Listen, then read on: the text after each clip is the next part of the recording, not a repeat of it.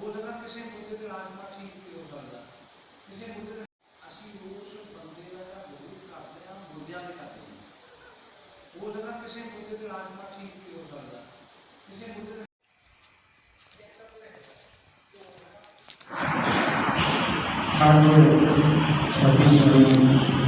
भगवान बुद्ध के जन्म दिखाने पर आप सबका मंगल कल्याण हो शुभ पूर्वक रहें।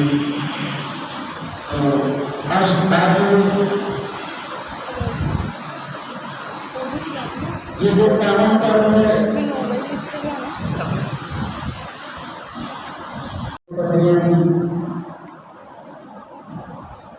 तो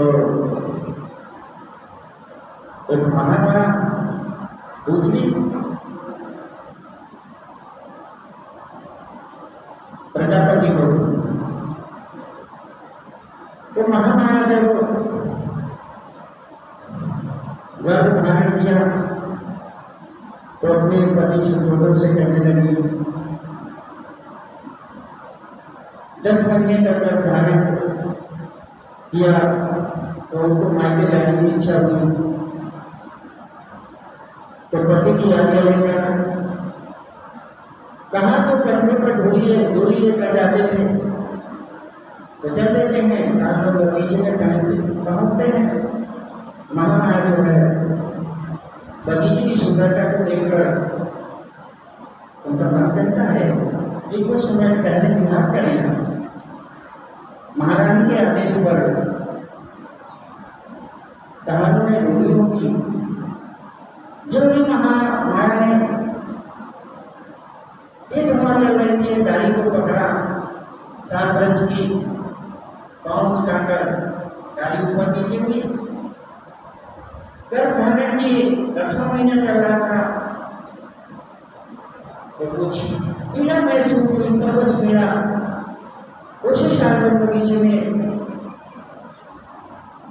सिद्धार्थ गौतम का जन्म हुआ जो आज ही ये पूर्णिमा थी।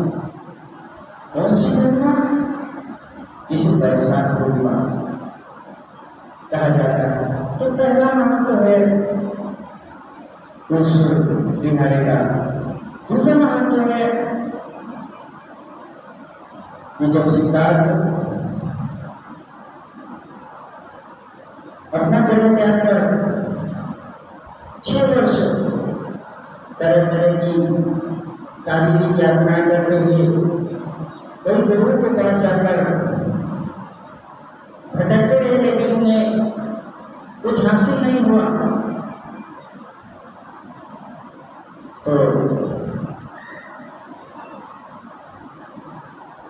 बोध गया जिसे कहते हैं गोलगोला नामक स्थान में पहुंचे। सुजाता नामक एक लड़की थी उसके द्वारा दी गई खीर ग्रहण करने के बाद उर्वेला बिहार उर्वेला में एक पीपल थल्ले अपना 40 दिन का खाद्य सामग्री इकट्ठा करके पक्का याद किया कि चाहे मेरे शरीर की नस नस मैं चाहे मेरा शरीर जो भी हो रहा है ज्ञान हासिल करके ही रहूंगा। तो दूसरा महत्व है कि आज के ही दिन उस बोध गया में सिद्धार्थ गौतम ने उस पीपल थल्ले बैठकर ज्ञान हासिल की था, बोधि प्राप्त की थी। बोधि प्राप्त करके सिद्धार्थ गौतम आज बुद्ध बने थे, है ना। जिस बोधि वृक्ष के नीचे उन्होंने ज्ञान प्राप्त किया वो वृक्ष बोधि वृक्ष है। दूसरा महत्व है। तीसरा महत्व है, तीसरा महत्व ये है कि आज ही पुण्य पर्व पर बुद्ध कुशीनगर में 2 साल बच्चों के मध्य में जब महापरिनिर्वाण प्राप्त किया था, यानी शरीर छोड़ा। इसलिए इस पावन पर्व से, इस पूर्णिमा से भगवान बुद्ध के जीवन की 3 घटनाओं का संबंध है। कौन सी? जन्म, ज्ञान प्राप्त हुआ और महापरिनिर्वाण। ये आज की पूर्णिमा का महत्व है। और कुछ थोड़ा सा और भी इतिहास कहता है, बुद्ध साहित्य कहते हैं कि आज के ही दिन यशोधरा बोधि वृक्ष, उनका जो घोड़ा कंधक था, उनका भी जन्म आज ही के दिन हुआ, ऐसा भी इतिहास कहता है, बुद्ध साहित्य कहता है। लेकिन मूल रूप से आज के इस दिहाड़े से 3 भगवान बुद्ध के जीवन की 3 घटनाओं का संबंध है। तो ये है आजकल आज की पूर्णिमा का महत्व। तो जीवन मरण तो सभी का होता है। इस संसार की जो भी आया है, जन्म लेगा, जन्म लेके आया है, और जिसने जन्म लिया है उसको मरना भी है ना। चाहे ज्ञानी हो चाहे अज्ञानी हो, बोलिए सही है नहीं सही? चाहे ज्ञानी हो चाहे अज्ञानी हो, सबको ही मरना है। लेकिन मूल रूप से आज की इस पूर्णिमा का महत्व विशेष है कि भगवान बुद्ध ने ज्ञान हासिल किया। तो क्या ज्ञान हासिल किया? वो 4 सप्ताह बैठे रहे उस पीपल वृक्ष थल्ले। तो पहले सप्ताह उन्हें विचार वितर्क आया। विचार वितर्क क्यों आया? क्योंकि एकांत स्थान था।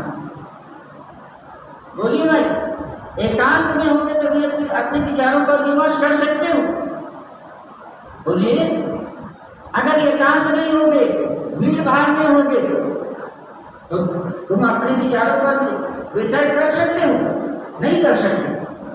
तो पहली सप्ताह में उन्हें ये हासिल हुआ। दूसरी सप्ताह क्या हासिल हुआ?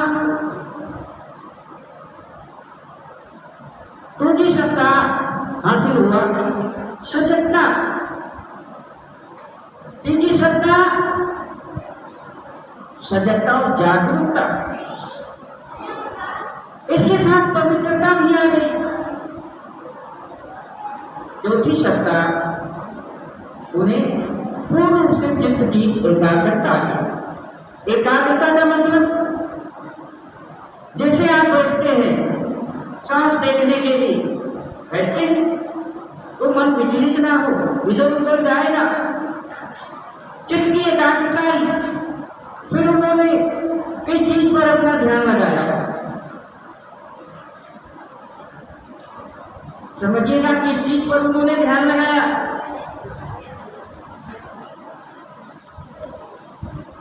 उनका एक अपने से प्रश्न था। क्या प्रश्न था? जो भी प्राणी है दुखी है ना, इस संसार कुछ दुख है। क्या है?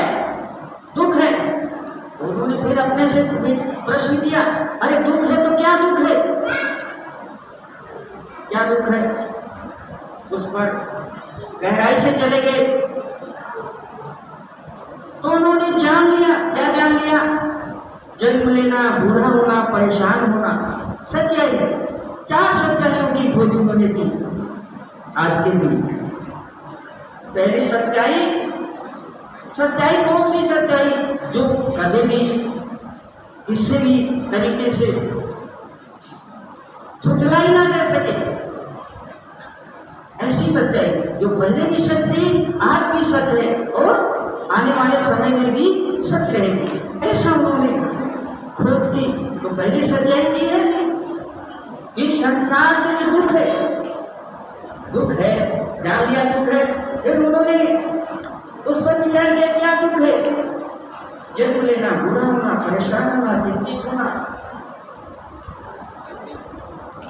जन्म लेना, बुरा होना, परेशान होना, चिंतित होना, इच्छा की पूर्ति ना होना, अर्थात 5 इंद्रियां, रूप, वेदना, संज्ञा, संस्कार, विज्ञान, सब कुछ दुख है।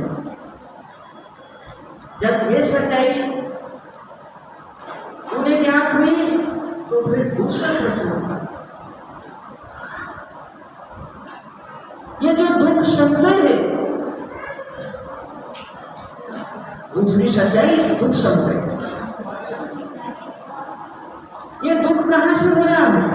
दुख है, लेकिन दुख संदेह, ये दुख कहां से हो रहा है?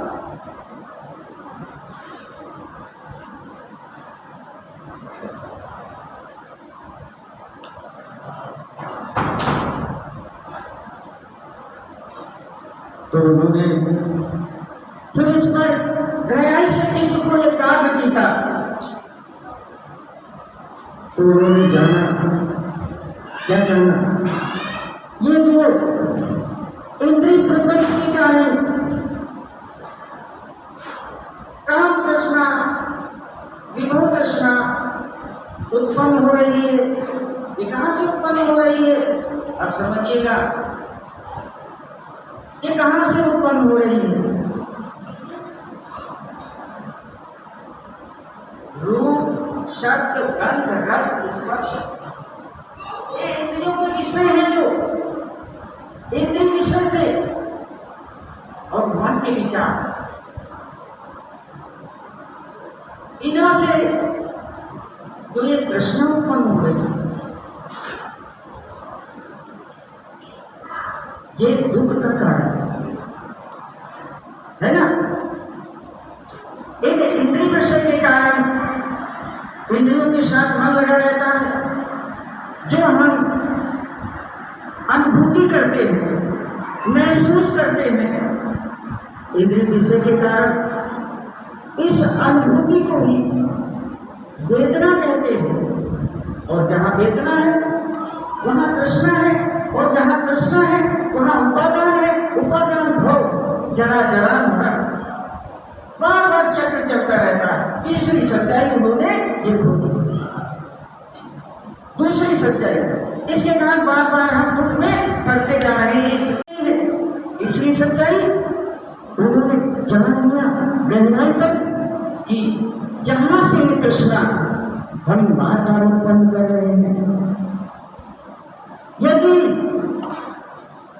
चित्त निर्मल करके एकाग्र करके उपशमन किया जाए, तृष्णा को खत्म किया जाए, चित्त में क्षमता रहे तो इस तृष्णा का निरोध कर सकते हैं।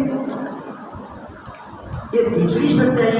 और चौथी सच्चाई उन्होंने कौन सी खोजी कि किस मार्ग पे चल करके हम इस तृष्णा का नाश कर सकते हैं और इस जीवन में सुख शांति प्राप्त कर सकते हैं।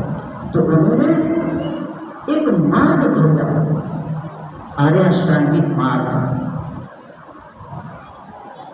आर्य अष्टांगिक मार्ग 8 अंगों वाला मार्ग, जिस मार्ग पर चलकर कोई भी व्यक्ति इससे जीवन में पवित्रता हासिल कर सकता है, शुद्धता हासिल कर सकता है और यानी निर्वाण प्राप्त कर सकता है, मुक्ति प्राप्त कर सकता है। उस आर्य अष्टांगिक मार्ग के भगवान बुद्ध ने 8 मार्ग पर अंग बताए हैं। पहला है सम्यक दृष्टि। सम्यक दृष्टि यानी सही नजरिया, एक वस्तु, व्यक्ति, स्थान हमारे सामने है, उसका हम मूल्यांकन सही ढंग से करें, अर्थात मिथ्या दृष्टि हमारे अंदर, मिथ्या जो सोच है उसका नाश करें।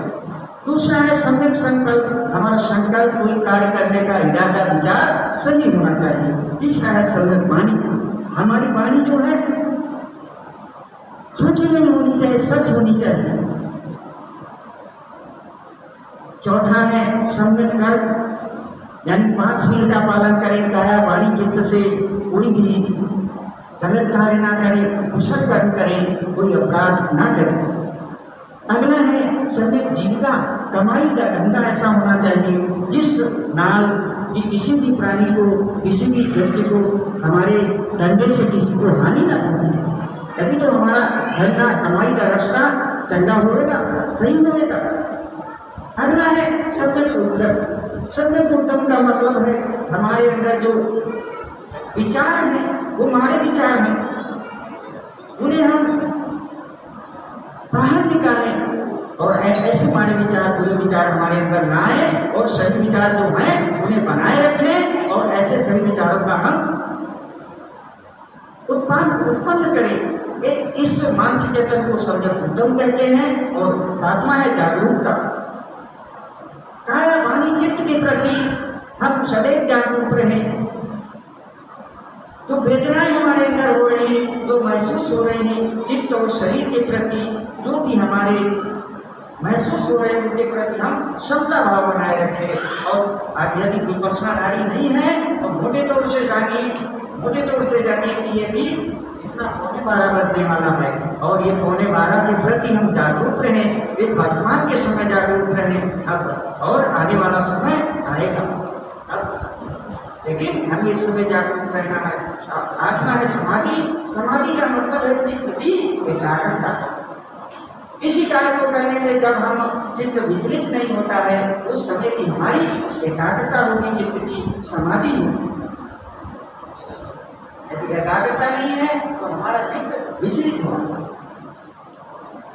समाधि जिस आलंबन के द्वारा, जिस तरीके से हम अपना चित्त एकाग्र करना चाहते हैं उसके प्रति जो है,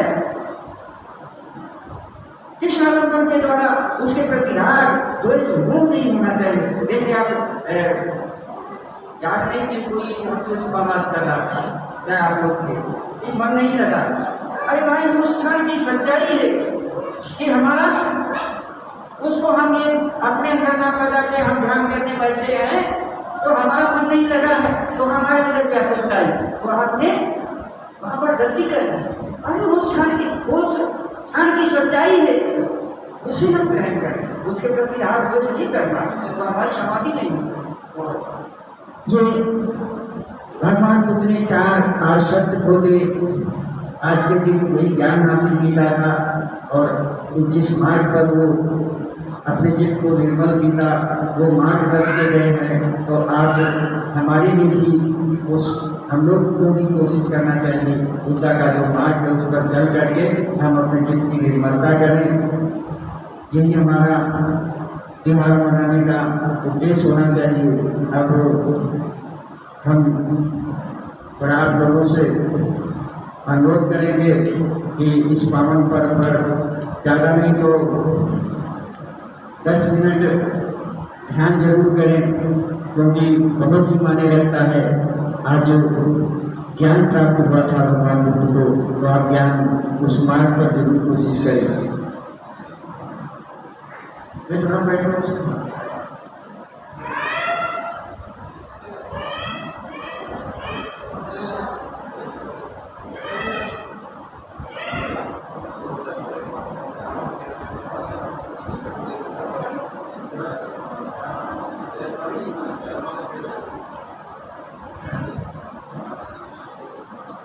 जय भारत नमोदाय। अज पूर्णिमा दिवस सब उपासकावां बहुत बहुत शुभकामनावां मंगलकामनावां। विश्व बोध संघ पंजाब की कमेटी वालों शुभा बुद्ध जी पूरी कमेटी वालों आप सब आए हुए उपासका का बुद्ध विहार में धन्यवाद करते हैं। जिन्होंने उपासकावां ने अज दीक्षा ली आ उन्होंने भी बहुत बहुत धन्यवाद आ, स्वागत है अपने घर के भी। अज बुद्ध जयंती का एक शायद तथागत भगवान बुद्ध का अज जन्म होया सी और असी लोग जो तथागत भगवान बुद्ध ने सानू शिक्षा दी है वो सानू नहीं मिल सकी। बाबा साहब डॉक्टर B.R. अंबेडकर जी ने वो जी विद्या आ वो दोबारा भारत देश के लैके आती और 14 अक्तूबर 1956 उन्होंने अपने सारे ही अनुयायियों ਇਹੀ ਦੱਸਿਆ ਸੀ ਕਿ ਜੇਕਰ ਤੁਸੀਂ ਇਸ ਦੇਸ਼ ਨੂੰ ਦੁੱਖ ਮੁਕਤ ਬਣਾਉਣਾ ਚਾਹੁੰਦੇ ਆ, ਹਰ ਇੱਕ ਪ੍ਰਾਣੀ ਨੂੰ ਆਪਣਾ ਇਸ ਸੰਸਾਰ ਦੇ ਵਿੱਚੋਂ ਦੁੱਖਾਂ ਤੋਂ ਮੁਕਤੀ ਚਾਹੁੰਦੇ ਆ, ਤਾਂ ਤੁਸੀਂ ਜਿਹੜੀਆਂ ਮੈਂ ਬਾਈ ਪ੍ਰਤਿੱਗਿਆ ਤੁਹਾਨੂੰ ਦੇ ਕੇ ਚੱਲਿਆ ਇਹਨਾਂ ਦੇ ਉੱਤੇ ਪੂਰਨ ਪਹਿਰਾ ਦਿਓ। ਅਸੀਂ ਕਹਿੰਦੇ ਆ ਬਾਬਾ ਸਾਹਿਬ ਜੀ ਤੁਹਾਡੀ ਸੋਚ ਤੇ ਪਹਿਰਾ ਦਿਆਂਗੇ ਠੋਕ ਕੇ। ਇਹ ਸ਼ਬਦ ਜਿਹੜਾ ਆ ਉਹ ਇਹੀ ਸ਼ਬਦ ਆ ਕਿ ਉਹਨਾਂ ਦੀ ਜਿਹੜੀ ਸੋਚ ਸੀ ਉਹ ਇਹੀ ਸੀ ਕਿ ਮੈਂ ਇਸ ਸੰਸਾਰ ਦੇ ਵਿੱਚ ਕਿਸੇ ਵੀ ਉਸ ਚੀਜ਼ ਨੂੰ ਉੱਤੇ ਵਿਸ਼ਵਾਸ ਨਹੀਂ ਕਰਾਂਗਾ ਜਿਹੜੀ ਮੇਰੀ ਬੁੱਧੀ ਨੂੰ ਸਮਝ ਨਹੀਂ ਆਉਂਦੀ, ਜਿਹੜੀ ਮੇਰੀ ਬੁੱਧੀ ਔਰ ਤਰਕ ਦੇ ਉੱਤੇ ਆਧਾਰਿਤ ਮੈਨੂੰ ਸਮਝ ਆ ਜਾਂਦੀ ਆ, ਮੈਂ ਉਸ ਤੇ ਹੀ ਵਿਸ਼ਵਾਸ ਕਰਾਂਗਾ। ਇਸ ਨੂੰ ਹੀ ਬੌਧ ਧਰਮ ਕਿਹਾ ਜਾਂਦਾ ਹੈ। ਜਿਹੜਾ ਇਨਸਾਨ ਆਪਣੀ ਬੁੱਧੀ ਨੂੰ ਵਰਤਣਾ ਸ਼ੁਰੂ ਕਰ ਦਿੰਦਾ ਆ, ਕਿਸੇ ਵੀ ਅਡੰਬਰ ਦੇ ਵਿੱਚ ਨਹੀਂ ਫਸਦਾ, ਕਿਸੇ ਦੇਵੀ ਦੇਵਤੇ ਦੇ ਚੱਕਰ ਦੇ ਵਿੱਚ ਨਹੀਂ ਫਸਦਾ, ਕਈਆਂ ਸੁਣੀਆਂ ਗੱਲਾਂ ਤੇ ਵਿਸ਼ਵਾਸ ਨਹੀਂ ਕਰਦਾ, ਉਹੀ ਬੰਦਾ ਬੌਧਿਸਟ ਹੁੰਦਾ ਹੈ। ਔਰ ਆਪ ਸਭ ਨੇ ਅੱਜ ਦੀਕਸ਼ਾ ਲੈ ਕੇ ਇਹ ਸਾਬਤ ਕੀਤਾ ਕਿ ਆਪ ਸਭ ਬੁੱਧੀਮਾਨ ਹੋ, ਬਾਬਾ ਸਾਹਿਬ ਦੇ ਅਨੁਯਾਈ ਹੋ। ਆਪ ਸਭ ਨੇ ਉਹਨਾਂ ਦਾ ਉਹ ਰਸਤਾ ਚੁਣਿਆ ਜੋ ਉਹਨਾਂ ਨੇ ਸਾਨੂੰ ਦਿੱਤਾ ਸੀ, ਔਰ ਅਸੀਂ ਇਸ ਰਸਤੇ ਤੇ ਚੱਲਦੇ ਹੋਏ ਉਹਨਾਂ ਦਾ ਜੋ ਸੁਪਨਾ ਸੀ ਉਹ ਜ਼ਰੂਰ ਪੂਰਾ ਕਰਾਂਗੇ। ਇਸ ਭਾਰਤ ਦੇਸ਼ ਨੂੰ ਬੌਧਮਈ ਜ਼ਰੂਰ ਬਣਾਵਾਂਗੇ। ਪਰ ਅੱਜ ਜਿਹੜਾ ਸਾਡਾ ਦੇਸ਼ ਆ ਉਸ ਦੇ ਵਿੱਚ ਬੌਧਿਸਟ ਲੋਕ ਬਹੁਤ ਘੱਟ ਆ, ਕਿਉਂਕਿ ਜਿਹੜੀ ਉਹਨਾਂ ਦੀ ਅਸਲੀ ਵਿੱਦਿਆ ਆ ਉਹਦਾ ਪ੍ਰਚਾਰ ਔਰ ਪ੍ਰਸਾਰ ਚੰਗੇ ਤਰੀਕੇ ਦੇ ਨਾਲ ਨਹੀਂ ਹੋ ਰਿਹਾ। ਲੋਕ ਅੱਜ ਵੀ ਡਰ ਰਹੇ ਆ। ਇਹ ਡਰ ਜਿਹੜਾ ਆ ਅਗਿਆਨ ਦੇ ਕਾਰਨ ਹੀ ਪੈਦਾ ਹੁੰਦਾ। ਜੋਤੀ ਰਾਏ ਫੂਲੇ ਜੀ ਕਹਿੰਦੇ ਹੁੰਦੇ ਸੀ ਕਿ ਜਦੋਂ ਇਨਸਾਨ ਦੇ ਅੰਦਰੋਂ ਗਿਆਨ ਦਾ ਪ੍ਰਕਾਸ਼ ਬੁੱਝ ਜਾਂਦਾ ਆ, ਅਗਿਆਨ ਦੇ ਵਿੱਚ ਚਲਾ ਜਾਂਦਾ, ਤਾਂ ਉਹਦੇ ਅੰਦਰ ਡਰ ਪੈਦਾ ਹੋ ਜਾਂਦਾ ਹੈ। ਔਰ ਡਰ ਦੇ ਕਾਰਨ ਇਨਸਾਨ ਜਿਹੜਾ ਆ ਉਹ ਦਰ ਬਦਰ ਧੱਕੇ ਖਾਂਦਾ, ਅੰਧ ਵਿਸ਼ਵਾਸ ਕਰਦਾ, ਬੜੀਆਂ ਮੁਜ਼ਾਰਿਆਂ ਤੇ ਜਾਂਦਾ ਆ, ਸਾਧੂ ਸੰਤਾਂ ਦੇ ਕੋਲ ਜਾਂਦਾ, ਔਰ ਆਪਣੇ ਉਸ ਡਰ ਨੂੰ ਦੂਰ ਕਰਨ ਦੇ ਲਈ ਤਰ੍ਹਾਂ ਤਰ੍ਹਾਂ ਦੇ ਕਰਮ ਕਾਂਡ ਕਰਦਾ, ਜਿਹਦੇ ਕਰਕੇ ਉਹ ਜਿਹੜਾ ਸੰਤ ਬਾਬਾ ਹੁੰਦਾ ਉਹਨੂੰ ਹੋਰ ਟੈਨਸ਼ਨ ਦੇ ਵਿੱਚ ਪਾ ਦਿੰਦਾ, ਉਹਨੂੰ ਪਤਾ ਨਹੀਂ ਕੀ ਕਰਵਾਉਂਦਾ ਰਹਿੰਦਾ, ਜਿਹਦੇ ਕਰਕੇ ਉਹਦਾ ਜਿਹੜਾ ਘਰ ਆ ਉਹ ਦੁੱਖਾਂ ਦਾ ਘਰ ਬਣ ਜਾਂਦਾ। ਘਰ ਦੇ ਵਿੱਚ ਕਲੇਸ਼ ਰਹਿਣਾ ਸ਼ੁਰੂ ਹੋ ਜਾਂਦਾ। ਹਰ ਪਰਿਵਾਰ ਦਾ ਰਿਸ਼ਤਾ ਜਿਹੜਾ ਆ ਉਹ ਕਲੇਸ਼ ਦੇ ਵਿੱਚ ਹੀ ਬਤੀਤ ਹੁੰਦਾ ਆ। ਸੋ ਮਨੁੱਖ ਨੂੰ ਇਸ ਸੰਸਾਰ ਦੇ ਵਿੱਚ ਆਪਣੀ ਬੁੱਧੀ ਦੀ ਛਾਣ ਵਿੱਚ ਜਾਣ ਦਾ ਮੌਕਾ ਹੀ ਨਹੀਂ ਮਿਲਦਾ। ਸੋ ਅੱਜ ਬੁੱਧ ਪੂਰਨਿਮਾ ਦੇ ਦਿਨ ਦੇ ਉੱਤੇ ਅਸੀਂ ਸਾਰੇ ਪ੍ਰਣ ਕਰੀਏ ਕਿ ਬਾਬਾ ਸਾਹਿਬ ਦੀਆਂ ਜਿਹੜੀਆਂ ਬਾਈ ਪ੍ਰਤਿੱਗਿਆ ਅਸੀਂ ਹੁਣ ਲਈਆਂ ਆ, ਇਹਨਾਂ ਦੇ ਉੱਤੇ ਪੂਰਨ ਇਮਾਨਦਾਰੀ ਨਾਲ ਪਹਿਰਾ ਦੇਈਏ। ਉਹ ਪਹਿਰਾ ਕੀ ਆ? ਅਸੀਂ ਜਿਹੜੀ ਸਭ ਤੋਂ ਪਹਿਲੀ ਹੀ ਪ੍ਰਤਿੱਗਿਆ ਲਈ ਆ, ਮੈਂ ਬ੍ਰਹਮਾ ਵਿਸ਼ਨੂੰ ਮਹੇਸ਼ ਨੂੰ ਈਸ਼ਵਰ ਨਹੀਂ ਮੰਨਾਂਗਾ। ਇਹ ਬ੍ਰਹਮਾ ਵਿਸ਼ਨੂੰ ਮਹੇਸ਼ ਸਾਨੂੰ ਕਿੱਦਾਂ ਦੱਸੇ ਗਏ ਸੀ ਕਿ ਬ੍ਰਹਮਾ ਜਿਹੜਾ ਇਸ ਸੰਸਾਰ ਨੂੰ ਪੈਦਾ ਕਰਦਾ, ਵਿਸ਼ਨੂੰ ਜਿਹੜਾ ਇਸ ਸੰਸਾਰ ਦੇ ਵਿੱਚ ਉਹਨੂੰ ਚਲਾਉਂਦਾ, ਔਰ ਜਿਹੜਾ ਮਹੇਸ਼ ਆ ਉਹ ਇਸ ਸੰਸਾਰ ਨੂੰ ਖਤਮ ਕਰਦਾ। ਔਰ ਇਸੇ ਤਰ੍ਹਾਂ ਹੀ ਅੰਗਰੇਜ਼ਾਂ ਨੇ ਇੱਕ ਗੋਡ ਸ਼ਬਦ ਦਾ ਨਿਰਮਾਣ ਕੀਤਾ ਸੀ। ਗੋਡ ਮਤਲਬ GOD, ਔਰ ਉਹਦਾ ਜਿਹੜਾ ਅਰਥ ਸੀ ਉਹ ਵੀ ਇਹੀ ਸੀ, G for generator, O for operator, ਔਰ D ਫॉर ਡਿਸਟਰੋਇਰ। ਕਿ ਇਸ ਸੰਸਾਰ ਦੇ ਵਿੱਚ ਕੋਈ ਵੀ ਪ੍ਰਾਣੀ ਜਿਹੜਾ ਉਤਪੰਨ ਹੁੰਦਾ ਥੋੜ੍ਹੇ ਸਮੇਂ ਲਈ ਰਹਿੰਦਾ ਔਰ ਵਿਲੀਨ ਹੋ ਜਾਂਦਾ, ਖਤਮ ਹੋ ਜਾਂਦਾ। ਸੋ ਇਹੀ ਸੰਸਾਰ ਦਾ ਨਿਯਮ ਹੈ। ਇਸ ਪ੍ਰਕਿਰਤੀ ਦੀ ਜਿਹੜੀ ਵੀ ਚੀਜ਼ ਸੰਸਾਰ ਦੇ ਵਿੱਚ ਆਈ ਆ, ਉਹਦਾ ਜਨਮ ਹੋਇਆ, ਉਹ ਥੋੜਾ ਸਮਾਂ ਰਹੂਗੀ ਔਰ ਇੱਕ ਦਿਨ ਉਹਨੇ ਖਤਮ ਹੋ ਜਾਣਾ। ਕੋਈ ਵੀ ਇਸ ਦੁਨੀਆ ਤੇ ਅਜਿਹੀ ਚੀਜ਼ ਨਹੀਂ ਹੈਗੀ ਜਿਹੜੀ ਸਦਾ ਲਈ ਰਵੇ। ਜਿਸ ਇਨਸਾਨ ਨੂੰ ਇਹ ਗਿਆਨ ਹੋ ਗਿਆ ਕਿ ਮੈਂ ਇਸ ਦੁਨੀਆ ਦਾ ਪੱਕੇ ਰਹਿਣ ਵਾਲਾ ਪ੍ਰਾਣੀ ਨਹੀਂ ਹਾਂ, ਔਰ ਇਸ ਦੁਨੀਆ ਦੀ ਕੋਈ ਵੀ ਚੀਜ਼ ਜਿਹੜੀ ਆ ਪੱਕੇ ਤੌਰ ਤੇ ਨਹੀਂ ਰਹਿਣ ਵਾਲੀ ਹੈਗੀ, ਤਦ ਹੀ ਉਹ ਆਪਣੇ ਆਪ ਨੂੰ ਇਸ ਦੁੱਖ ਚੱਕਰ ਤੋਂ ਮੁਕਤ ਕਰ ਪਾਉਂਦਾ। ਪਤਾ ਕਿ ਭਗਵਾਨ ਬੁੱਧ ਨੇ ਆਪਣੇ ਸੂਤਰਾਂ ਵਿੱਚ ਦੱਸਿਆ ਕਿ ਅਨਿਚਾਵਤ ਸੰਸਕਾਰ, ਕਿ ਇਸ ਸੰਸਾਰ ਦੇ ਵਿੱਚ ਜਿੰਨੇ ਵੀ ਸੰਸਕਾਰ ਪ੍ਰਾਣੀ ਬਣਾ ਰਿਹਾ ਹੈ ਆਪਣੇ ਮਨ ਦੇ ਰਾਹੀਂ, ਉਹ ਸਾਰੇ ਅਨਿਤਿਆ ਆ, ਝੂਠ ਆ, ਕਿਉਂਕਿ ਉਹ ਸਭ ਬਦਲਣ ਵਾਲੇ ਆ। ਜੇ ਅੱਜ ਕੋਈ ਸੁਖੀ ਆ ਤਾਂ ਉਹ ਸਦਾ ਸੁਖੀ ਨਹੀਂ ਰਹਿ ਸਕਦਾ, ਜੇ ਕੋਈ ਅੱਜ ਦੁਖੀ ਆ ਤੇ ਉਹ ਸਦਾ ਦੁਖੀ ਨਹੀਂ ਰਹਿ ਸਕਦਾ। ਸੋ ਇਸ ਸੰਸਾਰ ਦਾ ਨਿਯਮ ਨੂੰ ਸਮਝਣਾ ਹੀ ਬੋਧਿਸ਼ਟ ਆ। ਬਾਬਾ ਸਾਹਿਬ ਡਾਕਟਰ ਅੰਬੇਡਕਰ ਜੀ ਉਸ ਚੀਜ਼ ਨੂੰ ਸਮਝ ਚੁੱਕੇ ਸੀ, ਇਸੇ ਲਈ ਉਹਨਾਂ ਨੇ ਕਿਸੇ ਮੜੀ ਦੁਆਰੇ ਉੱਤੇ ਆਪਣਾ ਮੱਥਾ ਨਹੀਂ ਟੇਕਿਆ। ਔਰ ਅਸੀਂ ਦੇਖ ਸਕਦੇ ਹਾਂ ਕਿ ਉਹ ਵਿਸ਼ਵ ਦੇ ਵਿੱਚ ਵਿਸ਼ਵ ਰਤਨ ਬਣੇ ਆ। ਇੱਕ ਆਮ ਪਰਿਵਾਰ ਦੇ ਵਿੱਚ ਪੈਦਾ ਹੋ ਕੇ ਉਹ ਵਿਸ਼ਵ ਰਤਨ ਬਣ ਗਏ, ਵਿਸ਼ਵ ਦੇ ਕੋਈ ਜਮੂਦ ਹੀਰੇ ਬਣ ਗਏ। ਔਰ ਅੱਜ ਸਾਨੂੰ ਤਾਂ ਉਹਨਾਂ ਦੇ ਦਿਖਾਏ ਹੋਏ ਰਸਤੇ ਵਿਦਿਆ ਵੀ ਮਿਲ ਰਹੀ ਆ, ਕਾਲਜ ਮਿਲ ਰਹੇ ਆ, ਯੂਨੀਵਰਸਿਟੀਆਂ ਮਿਲ ਰਹੀਆਂ, ਪਰ ਫਿਰ ਵੀ ਅੱਜ ਦੇ ਸਮੇਂ ਵਿੱਚ ਬਾਬਾ ਸਾਹਿਬ ਵਰਗਾ ਕੋਈ ਇਨਸਾਨ ਪੈਦਾ ਨਹੀਂ ਹੋ ਰਿਹਾ, ਕਿਉਂਕਿ ਅਸੀਂ ਉਹਨਾਂ ਦੀ ਵਿਦਿਆ ਨੂੰ ਅਸਲੀ ਤਰ੍ਹਾਂ ਦੇ ਫੋਲੋ ਨਹੀਂ ਕਰ ਸਕੇ। ਅਸੀਂ ਬਾਬਾ ਸਾਹਿਬ ਦੇ ਅਨੁਯਾਈ ਜ਼ਰੂਰ ਬਣ ਜਾਂਦੇ ਹਾਂ, ਉਹਨਾਂ ਦੀ ਜੈਕਾਰ ਵੀ ਕਰਦੇ ਉਹਨਾਂ ਦਿਨਾਂ ਦੇ ਉੱਤੇ, ਜਦੋਂ ਉਹਨਾਂ ਦਾ ਜਨਮ ਦਿਨ ਹੁੰਦਾ ਜਾਂ ਉਹਨਾਂ ਦਾ ਪ੍ਰੀ ਨਿਰਵਾਣ ਹੁੰਦਾ, ਔਰ ਬਾਅਦ ਵਿੱਚ ਅਸੀਂ ਉਹਨਾਂ ਨੂੰ ਭੁੱਲ ਜਾਂਦੇ ਹਾਂ। ਅਸੀਂ ਫਿਰ ਮੰਦਰਾਂ ਦੇ ਵਿੱਚ ਗੁਰਦੁਆਰਿਆਂ ਦੇ ਵਿੱਚ, ਪਾਠੀਆਂ ਪੁਜਾਰੀਆਂ ਦੇ ਵਿੱਚ, ਹਰ ਇੱਕ ਮੇਲੇ ਤਮਾਸ਼ੇ ਦੇ ਵਿੱਚ ਅਸੀਂ ਜਾਂਦੇ ਰਹਿੰਦੇ ਹਾਂ। ਉਸ ਵੇਲੇ ਬਾਬਾ ਸਾਹਿਬ ਨੂੰ ਅਸੀਂ ਭੁੱਲ ਜਾਂਦੇ ਹਾਂ। ਔਰ ਸਾਡੀ ਸਭ ਤੋਂ ਵੱਡੀ ਜਿਹੜੀ ਘਾਟ ਆ ਉਹ ਇਹੀ ਆ ਕਿ ਅਸੀਂ ਬਾਬਾ ਸਾਹਿਬ ਦਾ ਲਿਖਿਆ ਹੋਇਆ ਸੰਵਿਧਾਨ ਨਹੀਂ ਪੜ੍ਹਿਆ। ਬਾਬਾ ਸਾਹਿਬ ਸਾਨੂੰ ਇੱਕ ਗ੍ਰੰਥ ਦੇ ਰੂਪ ਦੇ ਵਿੱਚ ਸੰਵਿਧਾਨ ਦੇ ਕੇ ਗਏ ਆ ਕਿ ਇਸ ਗ੍ਰੰਥ ਦੇ ਅਕੋਰਡਿੰਗਲੀ ਸਾਰੇ ਪ੍ਰਾਣੀ ਇੱਕ ਸਮਾਨ ਆ। ਸਿਰਫ ਉਹੀ ਛੋਟਾ ਹੋਊਗਾ ਜਿਹੜਾ ਬੁਰੇ ਕਰਮ ਕਰੂਗਾ। ਔਰ ਬੁਰੇ ਕਰਮਾਂ ਦੇ ਵਿੱਚ ਉਹਨਾਂ ਨੇ ਕਿਹਨੂੰ ਕਿਹਾ? ਜਿਹੜੇ 5 ਸ਼ੀਲ ਅਸੀਂ ਲਏ ਆ, ਪਾਣਾ ਦੀ ਬਾਤਾਂ ਵੇਰਵਣੀ ਸਿੱਖਾ ਪਤਨ ਸਮਾਧਿਆ ਵੀ, ਕਿ ਕਿਸੇ ਵੀ ਪ੍ਰਾਣੀ ਨੂੰ ਜੇਕਰ ਕੋਈ ਦੁਖੀ ਕਰਦਾ ਆ, ਉਹਦੀ ਹੱਤਿਆ ਕਰਦਾ ਆ, ਤਾਂ ਉਹਦੇ ਉੱਤੇ ਕਾਨੂੰਨਨ ਕੇਸ ਹੋਊਗਾ। ਜੇ ਕੋਈ ਕਿਸੇ ਪ੍ਰਾਣੀ ਦੀ ਚੋਰੀ ਕਰਦਾ, ਕਿਸੇ ਵਸਤੂ ਦੀ ਚੋਰੀ ਕਰਦਾ, ਤਾਂ ਉਹਦੇ ਉੱਤੇ ਕੇਸ ਹੋਊਗਾ, ਉਹਨੂੰ ਸਜ਼ਾ ਦਿੱਤੀ ਜਾਊਗੀ। ਜੇਕਰ ਕਿਸੇ ਨਾਲ ਕੋਈ ਦੁਰਾਚਾਰ ਕਰਦਾ, ਵਿਅਭਿਚਾਰ ਕਰਦਾ, ਉਸ ਦੇ ਉੱਤੇ ਵੀ ਧਾਰਾ 366 376 ਦੇ ਅਧੀਨ 10 ਸਾਲ ਦੀ ਸਜ਼ਾ ਹੋਊਗੀ। ਜੇ ਕੋਈ ਮੂਸਾਵਾਦਾ ਮਤਲਬ ਝੂਠ ਬੋਲ ਕੇ ਕਿਸੇ ਨੂੰ ਠੱਗਦਾ ਆ, ਉਸ ਤੇ ਵੀ ਕੇਸ ਹੋਊਗਾ। ਔਰ ਜੇ ਕੋਈ ਨਸ਼ੇ ਪੱਤੇ ਦਾ ਵਪਾਰ ਕਰਦਾ ਆ, ਉਸ ਤੇ ਵੀ ਕੇਸ ਹੋਊਗਾ। ਬਾਬਾ ਸਾਹਿਬ ਨੇ ਉਹੀ 5 ਸ਼ੀਲਾਂ ਨੂੰ ਸੰਵਿਧਾਨ ਦੇ ਵਿੱਚ ਦੇ ਦਿੱਤਾ, ਕਿਉਂਕਿ ਉਹ ਚਾਹੁੰਦੇ ਆ ਕਿ ਇਸ ਸੰਸਾਰ ਦਾ ਪ੍ਰਾਣੀ ਕੋਈ ਵੀ ਆਪਣੇ ਲਈ ਦੁੱਖ ਕ੍ਰੀਏਟ ਨਾ ਕਰ ਸਕੇ, ਕਿਉਂਕਿ ਇਸ ਸੰਸਾਰ ਦਾ ਇੱਕ ਨਿਯਮ ਆ ਕਿ ਜੋ ਬੀਜੋਗੇ ਉਹੀ ਵੱਢੋਗੇ। ਇੱਕ ਸੰਸਾਰ ਦਾ ਨਿਯਮ ਆ, ਤੁਸੀਂ ਆਪਣੇ ਖੇਤੀ ਦੇ ਵਿੱਚ ਕਿਤੇ ਵੀ ਕੋਈ ਚੀਜ਼ ਬੀਜ ਕੇ ਦੇਖੋ, ਜਿਹੜੀ ਬੀਜੀ 10 ਗੁਣਾ ਪੈਦਾ ਹੋ ਜਾਂਦੀ ਹੈ, 20 ਗੁਣਾ ਪੈਦਾ ਹੋ ਜਾਂਦੀ ਹੈ। ਕੁਦਰਤ ਉਹਨੂੰ ਉਗਾਉਂਦੀ ਹੈ। ਇਸੇ ਤਰ੍ਹਾਂ ਜੇਕਰ ਕੋਈ ਪ੍ਰਾਣੀ ਆਪਣੇ ਮਨ ਦੇ ਵਿੱਚੋਂ ਕਿਸੇ ਦੇ ਪ੍ਰਤੀ ਬੁਰੇ ਵਿਚਾਰ ਸੋਚਦਾ ਹੈ, ਤਾਂ ਉਹਨੂੰ 10 ਗੁਣਾ ਬੁਰੇ ਵਿਚਾਰ ਹੀ ਮਿਲਣੇ ਆ। ਜੇ ਉਹ ਆਪਣੀ ਕਾਇਆ ਦੇ ਨਾਲ ਕਿਸੇ ਪ੍ਰਤੀ ਬੁਰਾ ਕਰਮ ਕਰਦਾ ਹੈ, ਤਾਂ ਉਸ ਨੂੰ ਉਸ ਦੇ ਨਾਲ ਵੀ ਬੁਰਾ ਕੰਮ ਹੀ ਹੋਣਾ ਹੈ। ਇਹ ਜੋ ਹਿੰਦੂਵਾਦੀ ਲੋਕ, ਬ੍ਰਾਹਮਣਵਾਦੀ ਲੋਕ ਸਾਨੂੰ ਅਗਿਆਨ ਦੀ ਛਾਣ ਵਿੱਚ ਲੈ ਕੇ ਜਾਂਦੇ ਆ, ਉਹ ਸਾਨੂੰ ਦੱਸਦੇ ਕੁਝ ਨਹੀਂ, ਬਸ ਉਹ ਸਾਨੂੰ ਮੱਥੇ ਟਕਾਈ ਜਾਂਦੇ ਆ। ਔਰ ਆਪ ਇਸ ਦੇਸ਼ ਦੇ ਰਾਜੇ ਬਣ ਕੇ ਬੈਠੇ ਆ। 100% 99% ਇਸ ਦੇਸ਼ ਦੇ ਉੱਤੇ ਉਹਨਾਂ ਦਾ ਕਬਜ਼ਾ ਆ, ਜਦਕਿ ਉਹਨਾਂ ਦੀ ਇਸ ਸੰਸਾਰ ਦੇ ਵਿੱਚ ਜਿਹੜੀ ਗਿਣਤੀ ਆ ਉਹ 15% ਦੇ ਕਰੀਬ ਵੀ ਨਹੀਂ ਹੈ। ਔਰ ਅਸੀਂ ਜੋ ਬੁੱਧਿਸ਼ ਲੋਕ ਸੀ, ਜੋ ਜਾਤਾਂ ਪਾਤਾਂ ਦੇ ਵਿੱਚ ਵੰਡ ਹੋਏ, ਅੱਜ ਸਾਡੇ ਟੁਕੜੇ ਹੋ ਚੁੱਕੇ ਆ। ਅਸੀਂ 6743 ਜਾਤਾਂ ਦੇ ਵਿੱਚ ਭਾਰਤ ਦੇ ਸੰਵਿਧਾਨ ਦੇ ਅਕੋਰਡਿੰਗਲੀ ਵੰਡ ਹੋ ਚੁੱਕੇ ਆ। ਜਿਹੜੀਆਂ ਜਾਤਾਂ ਆ, ਇਨਸਾਨ ਦੀ ਕੋਈ ਜਾਤ ਨਹੀਂ ਹੁੰਦੀ, ਕਿਸੇ ਦੀ ਵੀ ਕੋਈ ਜਾਤ ਨਹੀਂ ਹੈ। ਹਰ ਇੱਕ ਇਨਸਾਨ ਬਰਾਬਰ ਆ, ਕਿਉਂਕਿ ਉਸ ਨੂੰ ਪ੍ਰਕਿਰਤੀ ਨੇ ਉਸੇ ਤਰੀਕੇ ਨਾਲ ਪੈਦਾ ਕੀਤਾ ਜਿੱਦਾਂ ਬਾਕੀਆਂ ਨੂੰ ਪੈਦਾ ਕੀਤਾ। ਸੋ ਆਪਣੇ ਆਪ ਨੂੰ ਛੋਟਾ ਨਾ ਸਮਝੋ ਔਰ ਨਾ ਹੀ ਆਪਣੇ ਆਪ ਨੂੰ ਵੱਡਾ ਸਮਝੋ। ਹਰ ਇੱਕ ਇਨਸਾਨ ਬਰਾਬਰ ਆ। ਅਸੀਂ ਬਾਈ ਪ੍ਰਤਿਗਿਆ ਦੇ ਵਿੱਚ ਬਾਬਾ ਸਾਹਿਬ ਦੀ ਇਹ ਪ੍ਰਤਿਗਿਆ ਪੜ੍ਹੀ ਹੈ ਕਿ ਮੈਂ ਸਾਰੇ ਮਨੁੱਖਾਂ ਨੂੰ ਬਰਾਬਰ ਸਮਝਾਂਗਾ। ਮੇਰੇ ਲਈ ਕੋਈ ਵੀ ਵੱਡਾ ਨਹੀਂ ਹੈ ਔਰ ਮੈਂ ਵੀ ਕਿਸੇ ਤੋਂ ਵੱਡਾ ਨਹੀਂ ਹਾਂ। ਜੇਕਰ ਕੋਈ ਬੌਧਿਸ਼ ਲੈਣ ਦੇ ਵਿੱਚ ਗਿਆਨ ਦੀ ਸ਼ਰਨ ਵਿੱਚ ਜਾਂਦਾ ਆ, ਤੇ ਉਹ ਆਪਣੇ ਆਪ ਨੂੰ ਵੱਡਾ ਨਹੀਂ ਕਹਾਉਂਦਾ, ਉਹ ਆਪਣੇ ਆਪ ਨੂੰ ਛੋਟਾ ਕਹਾਉਂਦਾ, ਕਿਉਂਕਿ ਉਸ ਨੂੰ ਵੀ ਇਹ ਮਹਿਸੂਸ ਹੁੰਦਾ ਕਿ ਜਿਹੜਾ ਪ੍ਰਾਣੀ ਦੂਸਰਾ ਆ ਉਹ ਗਿਆਨ ਨਹੀਂ ਹੈ ਔਰ ਮੇਰੇ ਕਰਕੇ ਉਹ ਗਿਆਨ ਦੀ ਸ਼ਰਨ ਵਿੱਚ ਆ ਜਾਵੇਗਾ। ਸੋ ਗੁਰੂ ਰਵਿਦਾਸ ਜੀ ਨੇ ਜੋ ਹਰ ਸ਼ਬਦ ਬੋਲਿਆ ਸੀ ਉਹ ਇਹੀ ਸੀ ਕਿ ਇਸ ਸੰਸਾਰ ਦੇ ਵਿੱਚ ਤੁਸੀਂ ਜਿੱਤਣ ਦੇ ਲਈ ਨਹੀਂ ਆਏ, ਤੁਸੀਂ ਜਿੱਤ ਹੀ ਨਹੀਂ ਸਕਦੇ, ਕਿਉਂਕਿ ਇਹ ਸੰਸਾਰ ਕੋਈ ਜਿੱਤ ਹੀ ਨਹੀਂ ਸਕਿਆ।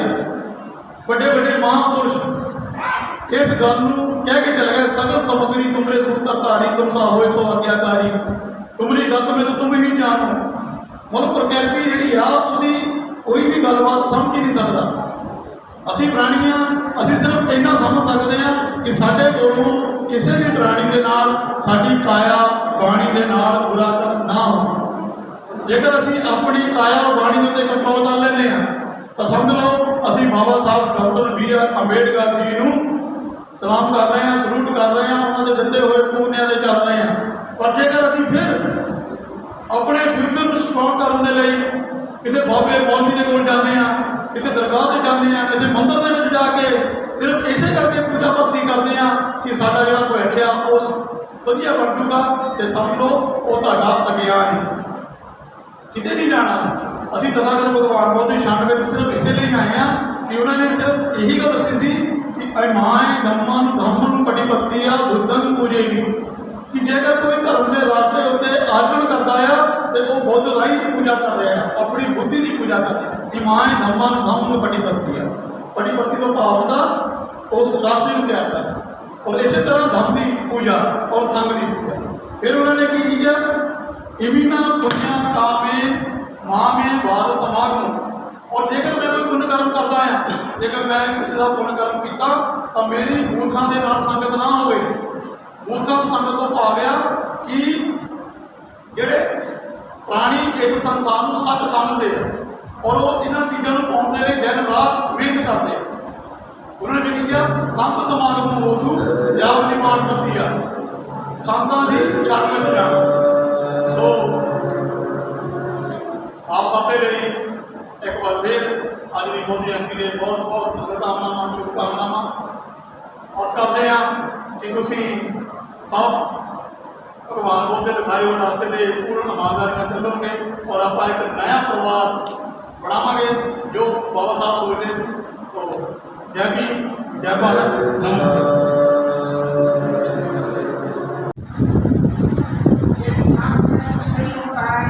उसके प्रति राग नहीं, द्वेष नहीं, उस क्षण की सच्चाई को देखना है, देखना है। आओ 10 मिनट खाना पान के साधन का अभ्यास करें। खाना पान के साधन का अभ्यास करें। पाद दिमाग पर बैठना है, आराम से सुखपूर्वक जिस आसन में आराम से रह सकते हैं उसी आसन में रहें। कमर, पीठ, गर्दन, सिर, आंखें बंद रखें। ध्यान के समय हमेशा आंखें बंद रखें। आंखें खुलेगी तो मन बदल जाए, तो आंखें बंद ही रखें। जो लोग ऐसे रहते हैं वो है दुकान से ध्यान करें। मुँह बंद रखें। सांस मुंह से नहीं लेना है, नासिका से लेना है। तो सारा ध्यान नासिका के द्वारा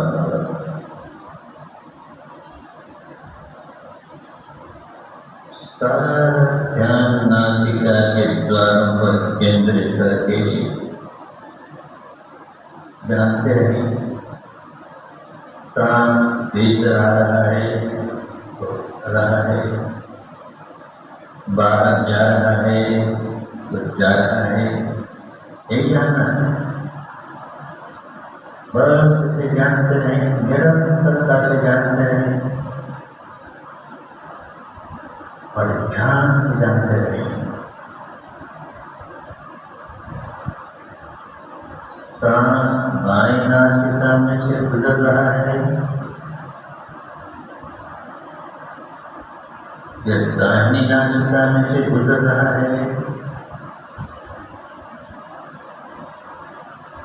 या दोनों नासिकाओं में से गुजर रहा है।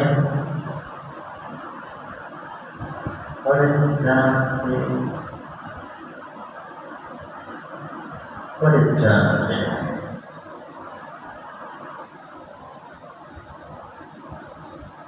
उसे बताने की कोशिश नहीं करें। बाया है तो बाया है, दाहिना है तो दाहिना, केवल जाने, केवल जानना ही है।